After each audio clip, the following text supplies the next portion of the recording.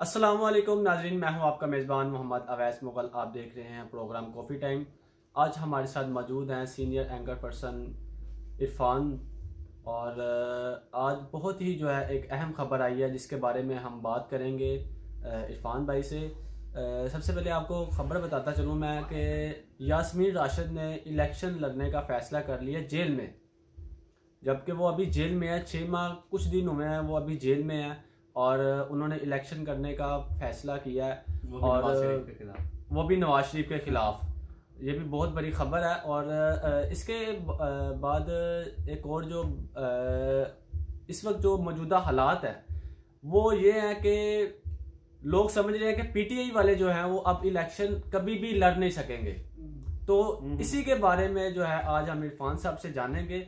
जी इरफान भाई, हमें जरा ये चीज के बारे में बताएं। एक तो सबसे पहले हमें ये बताएं कि इलेक्शन क्या वो जेल में लड़ सकेंगे, और ये जो लोगों के जेल में ये बात है कि वो पीटीआई वाले जो हैं वो अब इलेक्शन ही नहीं लड़ सकेंगे, जरा इसके बारे में हमें बताएं।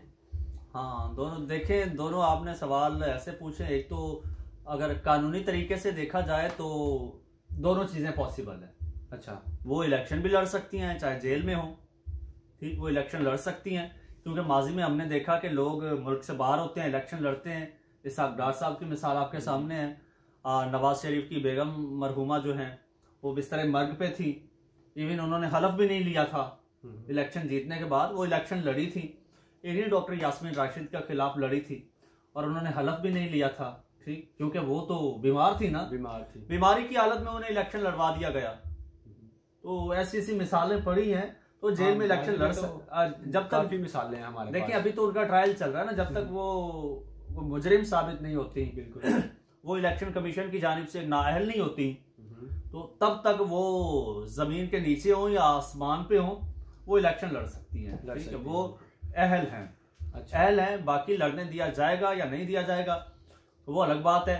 और जो मजे की बात है ना, इंटरेस्टिंग बात, इलेक्शन तो उन्होंने लड़ना था, इलेक्शन आ रहा है। वो एक मेन पोजीशन पे एक सीनियर रहनुमा है पीटीआई की, इलेक्शन तो वो लड़ेंगी। लेकिन जो मेन और इंटरेस्टिंग खबर है ना, वो ये है कि उन्होंने कहा है कि मैं नवाज शरीफ और शहबाज शरीफ के खिलाफ इलेक्शन लड़ना चाहता हूं। अच्छा, ये बात उन्होंने कही है। उन्होंने कहा कि जी, जिस हल्के से नवाज शरीफ और शहबाज शरीफ कागजात जमा कराएंगे, मैं उसी हल्के से कागजात जमा कराऊंगी और इनको हराऊंगी। सही। और ये ऐसे वक्त में बात कर रही हैं जब वो जेल में हैं, अंडर ट्रायल हैं, और तकरीबन कोई 6 माह से वो जेल में है, और ना इंसान टूट जाता है। बिल्कुल ऐसा ही है। और वो बुजुर्ग औरत हैं, और मेरे ख्याल में कहीं 90 के करीब उनकी एज है, 80+ है। ठीक है, तो 90 के करीब उनकी एज है। इस एज में भी उनके आसाब इतने मजबूत हैं और इतनी वो पुरअज़्म है। वो कहती है, एक तो मैं इलेक्शन लड़ूंगी और दूसरा मैं इनके खिलाफ इलेक्शन लड़ूंगी, नवाज शरीफ और शहबाज शरीफ के। और ये बात उन्होंने कोई हवा में तीर नहीं मारा, ये बात अदालत के सामने उन्होंने की है, जज के सामने उन्होंने कहा कि उन्होंने कहा जी 6 महीने और 3 दिन हमें हो गए जेल में, अब हमें एक तो जेल से बाहर निकालें, ठीक है, ये मामला खत्म कराएं। ठीक है, कन्विक्शन है, जो भी है, आपने कोई हम पे चार्ज लगाना है लगाएं, इसका फैसला करें ताकि हमें भी पता चले हमें सजा होनी है, हमें रिहा होना है, क्या होना है। इलेक्शन सर पे, हमने कैंपेन भी करनी है। तो ये मामला है वैसे साहब कि अब वो इलेक्शन लड़ने जा रही हैं और नवाज शरीफ के खिलाफ लड़ने जा रही हैं, और कानूनी तौर पर वो इलेक्शन लड़ सकती हैं। अब उनको लड़ने दिया जाता है या नहीं दिया जाता, ये सवालिया निशान है। क्योंकि पाकिस्तान में कोई आइन तो है नहीं ना, कानून तो है नहीं ना। जब जिसका जहां जैसे जी चाहता है वो उसे पामाल कर देता है, रद्दी की टोकरी में डाल देता है। ये वैसे इरफान भी इसमें एक मिसाल बहुत अच्छी है, कानून बनाए जाते हैं तोड़े जाने के लिए। ये वैसे मेरा ख्याल मिसाल इसमें पाकिस्तान के लिए ये भी किसी हद तक फिट कर लिया जाए कि कानून बनाए जाते हैं तोड़ने के लिए, ठीक है, लेकिन यहाँ पर कानून बनाया गया था रद्दी की टोकरी में डालने के लिए। अच्छा, ये मतलब उससे भी अगला स्टेप है। तो सर, यहाँ पे कानून है ही नहीं। कानून होता तो आपकी जनवरी में ये असेंबली डिसॉल्व हुई थी, पंजाब की और केपीके की। अब क्या नवंबर चल रहा है, 10-11 महीने से हुकूमत चल रही है, जो 90 दिन के लिए आई थी इलेक्शन के लिए अभी तक चल रही है। काकड़ साहब, ये इनका ये 7 नवंबर को पूरा हो गया ना, इनका टेन्योर 3 महीने पूरे हो गए ना, 90 दिन। अभी तक बैठे हैं काकड़ साहब, कोई पूछने वाला नहीं है KPK में एक निगरान वजीर आजम की डेथ और वजीर आला की डेथ हो गई है, दूसरा अपॉइंट कर लिया है। चीफ जस्टिस साहब ऑर्डर देते हैं कि पंजाब और KPK में इलेक्शन करवाओ। अच्छा। वो चीफ इलेक्शन कमिश्नर साहब जूते की नोक पे रखते हैं, कोई पूछने वाला नहीं। तो ये तो हाल है आपके मुल्क में, ये तो आइन और कानून को इस तरह से रौंदा जा रहा है। बिल्कुल ठीक, आप कह रहे हैं तोड़ने के लिए, तोड़ना तो बहुत छोटी सी बात है, तोड़ते हैं तो फिर उसका आप पे चार्ज लगता है।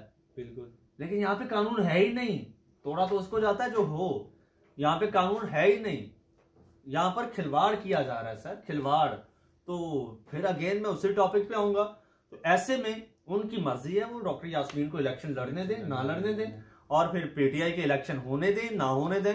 यही वजह है कि इतनी अनसर्टेनिटी है लोगों को, अभी तक इबहम है। हालांकि इलेक्शन की डेट अनाउंस हो चुकी है, बिल्कुल ऐसा ही अभी तक इबहम है कि यार वो PTI को इलेक्शन लड़ने दिया जाएगा या नहीं लड़ने दिया जाएगा। अच्छा इरफान भाई, इसमें एक और सवाल है कि लोग पूछ रहे हैं इमरान खान साहब कब तक जो जेल से रिहा होंगे, कब तक होंगे? हाँ होंगे भी या नहीं, ये क्या मामला भी काफी कंफ्यूजन है। हाँ, ये तो यार इसके बारे में क्या राय है आपकी?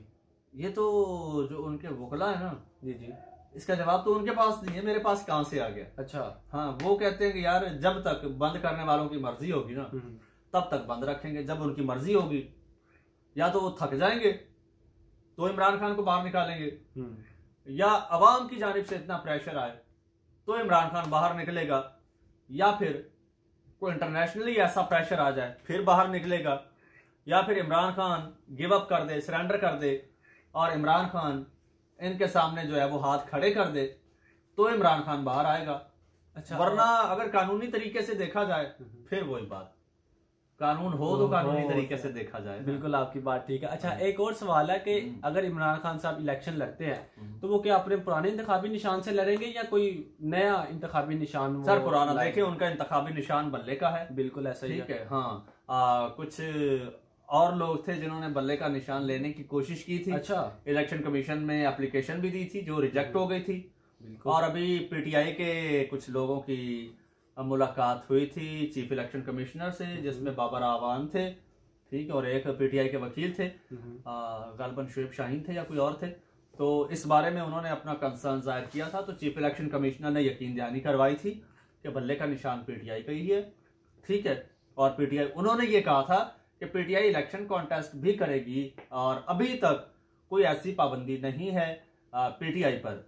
जी। और इमरान खान साहब की जो बात है, इमरान खान साहब वैसे तो उनकी नाअहली भी खत्म हो चुकी है, केसेस भी खत्म हो चुके हैं, अब लटकाया जा रहा है। ठीक है, अब जो इस वक्त जो चल रहे हैं ना केसेस, वो ट्रायल अभी हो रहा है, उसमें कोई सजा वगैरह नहीं हुई। जब तक सजा नहीं होती तब तक वो मुलजिम है, मुजरिम नहीं है, और जब तक मुलजिम है तब तक वो अहल भी है, तब तक वो इलेक्शन भी लड़ सकते हैं चाहे जेल में हो।